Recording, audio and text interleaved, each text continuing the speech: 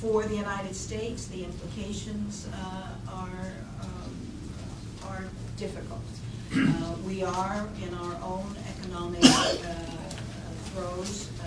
It would be useful, it would be important in building our own credibility to be able to prescribe to others how they should conduct their economic life if we could improve ours. There was a heavy focus on the importance of a little humility before we tell other people how to run their shops. But overwhelmingly, the criticality of the region is commanding. We have no choice. We don't get to walk away as long as the planet is as heavily dependent on petroleum as it is. This is not going to go away for the foreseeable future, certainly well into the second half of the century. Thank you so much, Molly, for that overview.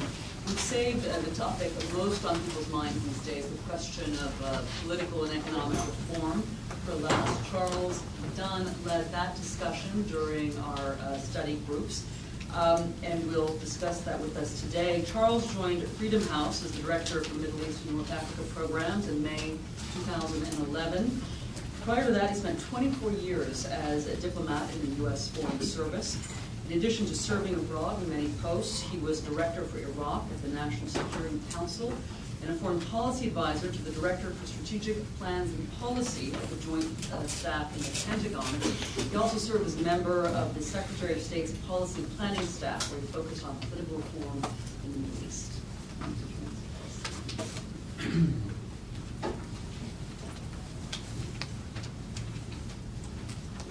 Okay, thank you very much. We had a very interesting discussion, I think, in our panel on political and economic reform. And there was, Alan mentioned that there were more areas of agreement than disagreement. I think that's true, but there were some fundamental areas of disagreement on the importance of where democracy promotion should rank in terms of U.S. regional priorities right now. I'm going to touch on that a bit towards the end of my remarks.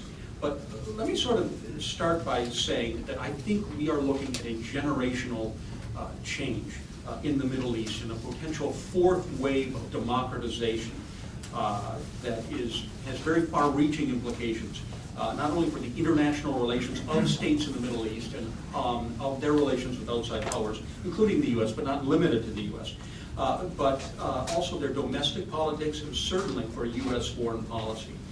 So what I'd like to do is frame my remarks in terms of what we have learned so far from the Arab Spring. Let me suggest 5 things, and all of these were touched on in one way or another in our discussion. First of all, I think the most important one is that the political compact between the rulers and the ruled in the Middle East has changed, and changed in a very fundamental way. No longer can the rulers, even in seemingly very stable states that have not gone through the unrest that we've seen in some other countries, no longer can they simply take their rule, the people, for granted. No longer can the United States take it for granted. 20 years ago, when we were talking about the impact of the first Iraq War on the Arab Street, we ultimately were able to discount it because, of course, as we all knew, Mubarak could deliver his people, King Abdullah could deliver his. That's not true any longer either, and that certainly came out in the discussion. Also, people in the region are now rethinking what it means to be a legitimate ruler. Does the ruler respect the socio-economic compact with the people, the implicit promises they make in order to retain power? And are these rulers legitimate in the sense, have they come through power through democratic means? I think that's going to be increasingly important. The second thing is mass political action, street activism, mass protests, and so on. We've seen how important it can be in terms of affecting political change. In fact, it can be a crucial factor in affecting political change, where it was discounted. Even the possibility of it seemed to be discounted a number of years ago. But we've also learned that it has its limits. One key factor here is that in many of these places, street activism, bringing people into Tahrir Square, can maybe force some change, but if it's not translated into effective political movements, who can develop a political ground game like the Muslim Brotherhood just demonstrated in the elections in Egypt, its impact, its broader impact is limited. We've seen this also in the February 20th movement, for example, in Morocco, where they could demonstrate, they could force the king to consider constitutional changes, but they were really not a factor so much in the recent parliamentary elections. The third thing that we've also found out is that not only do people have the increasing ability to affect political change, but that governments are increasingly wily and cunning in their ability to adapt their strategies to deal with these types of things. You've seen obvious attempts at severe repression, such as in Syria, Bahrain, and Libya, where the strategy ultimately failed because of NATO intervention. But we've also seen the usual mix of faux reforms, half measures, give the people part of what they want, reshuffle the cabinet. We've gone through this whole cycle several times now since the revolution in Egypt.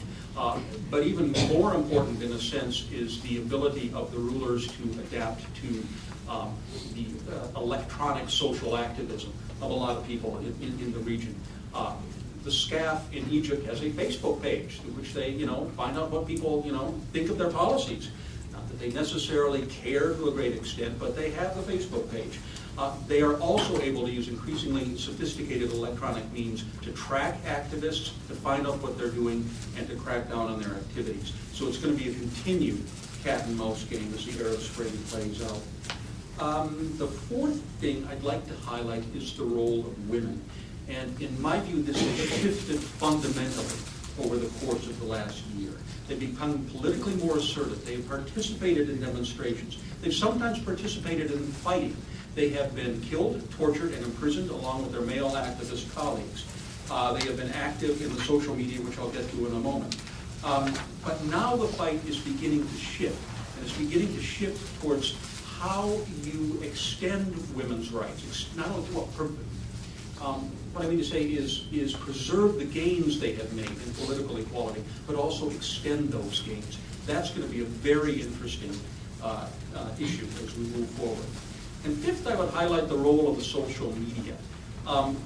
There was some debate about whether this is just a tool or it's a cause. And I would submit that what we've learned over the past year is that this is really, in fact, both. In Egypt, what we've learned is that the social media can be used to mobilize hundreds of thousands of people in Tahrir Square, but not there alone, in Alexandria, Suez, and other cities, almost at a moment's notice. And this is a big political factor in Egypt that is simply not going to go away.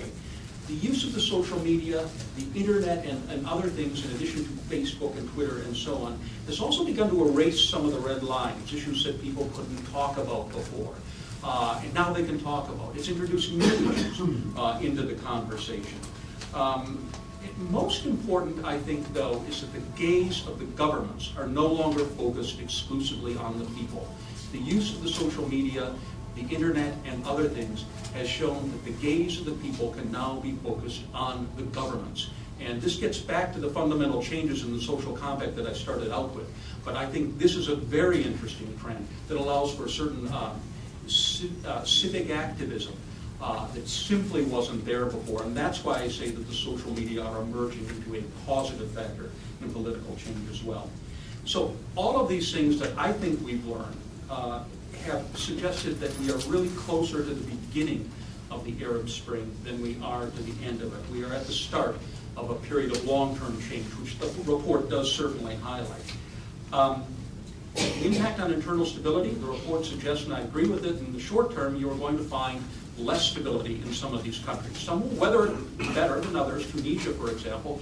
Some not so much, Libya, Egypt, and Syria, for example, spring to mind.